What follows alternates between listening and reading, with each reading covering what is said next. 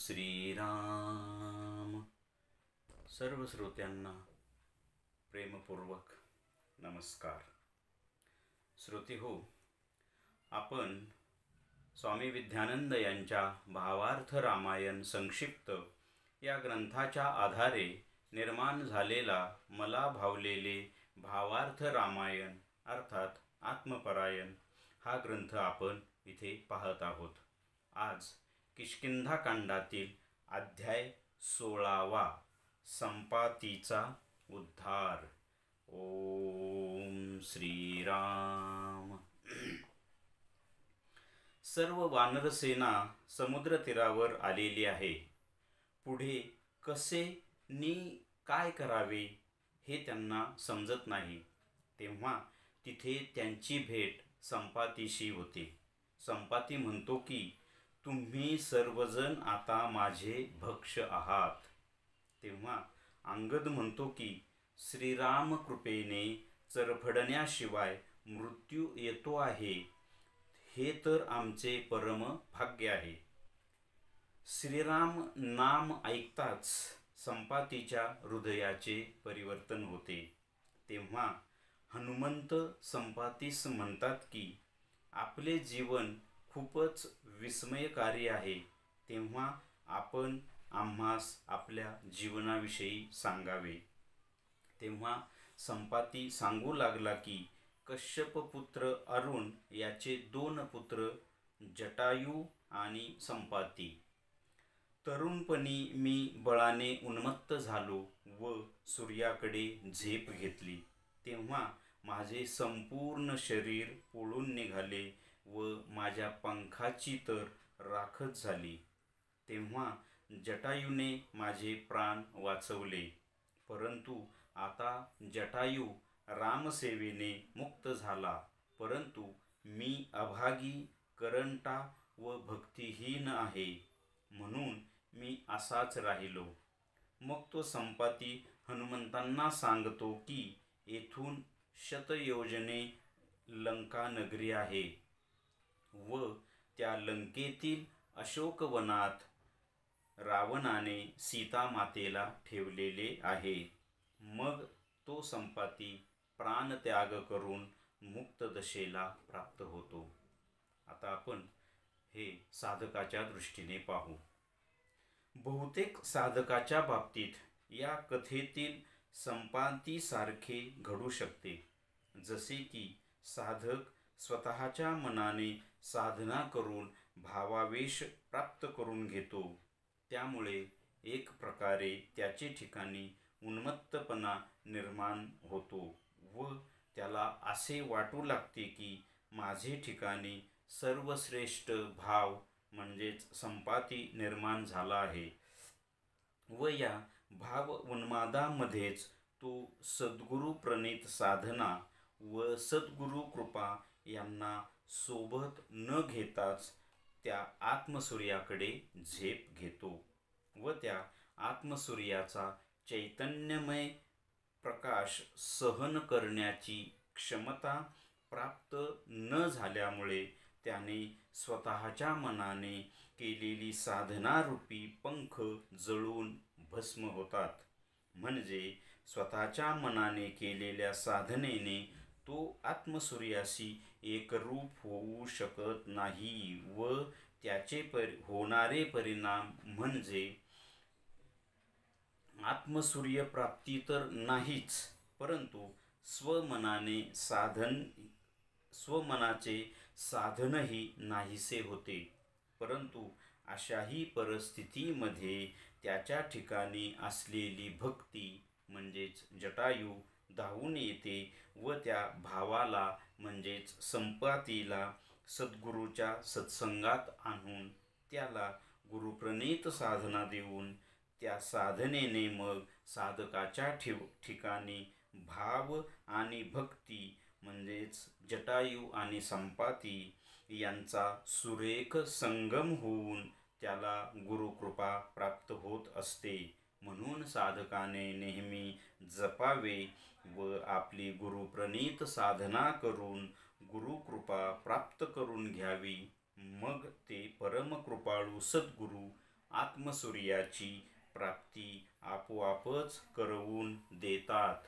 इथे सार एवढेच की साधकाने भाव, भक्ती, साधना व गुरुकृपा यांचा उन्माद येऊ न देण्याचा सतत प्रयत्न करावा आणि त्याकरिता सोपी युक्ती म्हणजे साधकाने सतत आपल्या सद्गुरूंशी समर्पित असावे. आता या कथेचे, या अध्यायाचे सार आपण थोडक्यात पाहण्याचा प्रयत्न करू. इथे सगळी वानर सेना समुद्रकिनाऱ्यावर येऊन पोहोचलेली आहे. त्यांना आता पुढं काय करावं आणि कसं करावं हे काहीही समजत नाही. तेव्हा ती त्यांची भेट संपातीशी होते. संपाती त्यांना म्हणतो की आता तुम्ही माझे भक्ष आहात. तेव्हा अंगद म्हणतो की श्रीराम कृपेने चरफडण्याऐवजी, कारण इथे वाळवंटात काही नाही, पुढे शोध लागत नाही, खायला काही नाही आहे, तर रामकृपेने चरफडण्यापेक्षा मृत्यू होते हे आमचं भाग्य. राम शब्द ऐकताच संपातीच्या हृदयाचं परिवर्तन होतं. पहा, नुसता राम शब्द ऐकल्याने त्याचं परिवर्तन होतंय. आपलं कधी व्हायचं? असो. मग तो आपली कथा सांगतो की मी उन्मत्तपणाने तरुण वयात सूर्याकडे झेप घेतली, त्यामुळे माझे पंख जळाले, माझं शरीर पोळलं, परंतु मला तिथे माझ्या भाऊ जटायू याने वाचवलं आणि तो जटायू तर रामसेवेने मुक्त झाला. मी मात्र अभागी असाच आहे. नंतर तो सीतामातांना कुठे ठेवलं हे सांगतो आणि तो प्राणत्याग करून मुक्त होतो. ही रामकथा साधकाच्या दृष्टीने कशी? इथे महत्त्वाची गोष्ट सांगितली की बहुतेक साधकांच्या बाबतीत असं घडू शकतं या संपत्तीसारखं. कसं की आपण स्वतःच्याच मनाने साधना करतो. हे खूप महत्त्वाची ही गोष्ट आहे. स्वमनाचं साधन आत्मप्राप्ती करून देत नाही. स्वच्छ शब्दात, गुरु प्रणीत साधनेनेच आत्मसाक्षात्कार होऊ शकतो, ईश्वर प्राप्ती होऊ शकते. कारण गुरु, याचं महत्त्वाचं कारण आहे. स्वतःच्या मनाच्या साधनाने काय होणार नाही. कारण मी समजा स्वतःच्या मनाने काही साधना करायला लागलो, अगदी जप, जाप्य, मंत्र वगैरे सुद्धा, मी समजा एखादा मंत्र जप सुरू केला आणि सद्गुरूंनी दिलेला मंत्र, सद्गुरू जेव्हा मंत्र देतात तेव्हा त्यामध्ये ती त्यांची शक्ती ओततात, त्यामुळे त्या मंत्राने ती देवता आपल्याला प्रसन्न होते.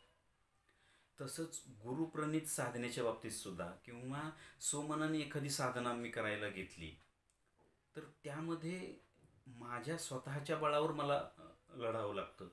आणि गुरुप्रणीत साधना जेव्हा मला मिळते ना, तेव्हा सद्गुरू अनुग्रहित करताना किंवा मला अनुग्रह देताना त्यांच्या चैतन्य शक्तीतले काही कण, काही चैतन्य शक्ती माझ्यात प्रेरित करतात. मग काही सद्गुरू, आता बरेच वेगवेगळे प्रकार आहेत. कोणी कानामधून मंत्र देतात, कोणी डोक्यावर स्पर्श हात ठेवून देतात, कोणी फक्त डोळ्यात डोळे घालून प्रक्षेपण करतात. आपले स्वामीजी आपण सगळ्यांनी पाहिले की समोर बसायचे आणि काही नकळत ते प्रक्षेपण करायचे. अनुग्रहाच्या वेळेला तर विशेष करून स्वामीजी तर विशेष म्हणजे आपल्या कुंडलिनी शक्तीला संचलित करायचे. इथे 2 बोटांनी दाबून ते त्यांच्यातली शक्ती त्या साधकामध्ये ओतायचे. म्हणजे साधकामध्ये एक चैतन्य शक्तीचा बिंदू ओतायचे आणि मग साधकाने तो बिंदूचा सिंधू करायचा असतो. म्हणजे सद्गुरू ही क्रिया करतात तेव्हा साधनेला वेग येतो. गुरूंचं आपल्यावर अखंडित लक्ष असतं. आपली साधना दुसरीकडे भरकटत असेल तर सद्गुरू बरोबर कोणाच्या तरी माध्यमातून किंवा स्वतः किंवा ध्यानाच्याद्वारे किंवा दृष्टांताद्वारे आपल्याला रस्त्यावर आणतात.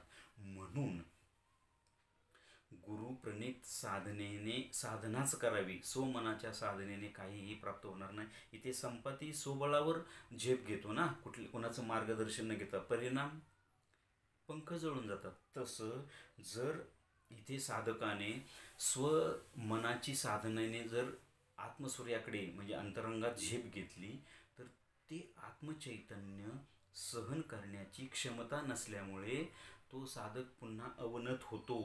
म्हणून गुरुप्रणीत साधनेने आपल्याकडे ती शक्ती आणि सद्गुरू सोबत असतात, त्यामुळे ते तेज, ते चैतन्य सहन करण्याची क्षमता मिळत जाते. आणि ते हे लगेच घडत नाही, वर्षानुवर्षे, जन्मोन जन्म. तुकाराम महाराज म्हणतात, अगदी स्वच्छ, आपण तर खूप सामान्य आहोत, तुकाराम महाराज सारखे प्रमाण देतात. काय? जन्मोजन्मी आम्ही बहुपुण्य केले, तेव्हा या विठ्ठली कृपा केली. हे तुकाराम महाराज म्हणतात. मग आपल्याला तर किती केली पाहिजे? आपण उतावीळ होऊन चालणार नाही. इथे जसं संपाती उतावीळ होतो आणि स्वतःचे पंख जाळून घेतो, तसं साधक उतावीळ होतो, सोमानाने साधना करतो, परखड काही दिवस करतो, नंतर कंटाळून जातो, सोडून देतो. तसं न करता सद्गुरुप्रणीत साधनेने आपण आपला मार्ग चोखाळावा. स्वामी स्वरूपानंद तर म्हणतात की गुरु कृपेश विन नाही आत्मज्ञान, वावू गातो सीन साधनांचा. साधना फक्त निमित्त आहे, लागते गुरुकृपा. किंवा असे काही फार अपवाद म्हणून क्वचित अशी काही उदाहरणे की त्यांना गुरु न करता ईश्वर दर्शन मिळवले, तरी त्यांना आत्म्याचं किंवा निर्गुणाचं दर्शन सद्गुरूच करावं लागले. स्वामी रामकृष्ण परमहंस काली मातेचं दर्शन कोण्याही गुरुशिवाय त्यांनी मिळवलं, परंतु त्यांच्यात तेवढं बळ होतं, तेवढी तळमळ होती, तेवढं सामर्थ्य होतं. आणि तरीही त्यानंतर सगुणातल्या साक्षात्कारासाठी भैरवी नावाची स्त्री त्यांच्या जीवनात येते सद्गुरू म्हणून, आणि निर्गुणाच्या साक्षात्कारासाठी तोतापुरी नावाचे एक संन्यासी येतात, तेव्हा तो पुढचा म्हणजेच गुरु लागतातच. यासाठी मी एक छोटीशी अगदी गोष्ट सांगतो. एका नदीच्या किनाऱ्यावर एका महात्म्याचा आश्रम होता, त्यांचे बरेचसे शिष्य होते. तर त्यांच्याकडे एक शिष्य अनुग्रहित झाला आणि तो गुरुंनी दिलेली साधना करत नसायचा, परंतु सगळ्या गोष्टी करायचा. म्हणजे गुरूंचं आज कोणाला कोण भेटणार आहे, आज काय, सगळे नियोजन करायचा. आणि त्या सद्गुरूंची खूप प्रसिद्धी झाली, त्यामुळे खूप प्रचंड गर्दी पण व्हायची आणि सगळ्याचं हा नियोजन करायचं. आणि त्यामुळं काही साधना वगैरे त्याला काय त्याच्याशी घेणं देणंच नाही.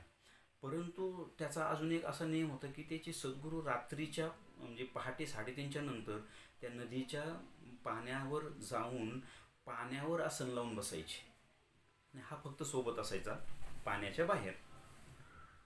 तर हे बरेच दिवस पाहिलं, त्याला प्रश्न पडला आणि त्याला काही लोक म्हणू लागले की अरे तू तुझ्या सद्गुरूंचा एवढा प्रमुख शिष्य आहेस ना, मग तुझ्यात काहीतरी बळ असलं पाहिजे. तुझे सद्गुरू म्हणतात की पाण्यावर तरंगत राहून साधना करतात असं मी ऐकले, तर त्याच्याही मनात वाटलं की अरे आपल्याला पण हे का नाही येत बरं म्हणून. आणि विशेष म्हणजे त्याला पोहता येत नव्हतं. एके दिवशी तो सद्गुरूंना न सांगताच तो हा प्रयोग करायला गेला. हे अंतर्ज्ञानाने सद्गुरूंनी ओळखलं, पण म्हणे याला धडा शिकण्यासाठी हे होऊ द्यायला पाहिजे. तो गेला, पाण्यात शिरला आणि अशी आसन घातलं, त्याबरोबर तो पाण्यात बुडून गेला. काही काळ गेल्यावर सद्गुरूंनी सूक्ष्म रूपाने त्याला पाण्याच्या बाहेर काढलं आणि मग तो घाबरला, आला आणि मग सद्गुरूंनी त्याला बोलावून घेतलं. जमतं का तुला पाण्यावर आसन लावायला? त्याच्या वर्माची खूण त्याला कळाली. त्याने साष्टांग नमस्कार करू घातला. तात्पर्य काय की स्वमनाच्या साधनाने आत्मसाक्षात्कार होऊ शकत नाही. ही जी गोष्ट सांगितली यावर तर ही सिद्धीचा प्रकार आहे. याने हे आत्मसाक्षात्कार नाहीचे, आत्मदर्शन नाहीचे, पण तीही गोष्ट प्राप्त होणार नाही सद्गुरूशिवाय. तर आत्मसाक्षात्कार, ईश्वर प्राप्ती कशी होईल बरे? म्हणून गुरु कृपेविन नाही आत्मज्ञान, हे अतिशय महत्त्वाची गोष्ट स्वामी स्वरूपानंदाने सांगितलेली आहे. मला वाटतं हेच या अध्यायाचं सार आहे. श्रीरामार्पणमस्तु. हरि ओम तत्सत. ब्रह्मार्पणमस्तु.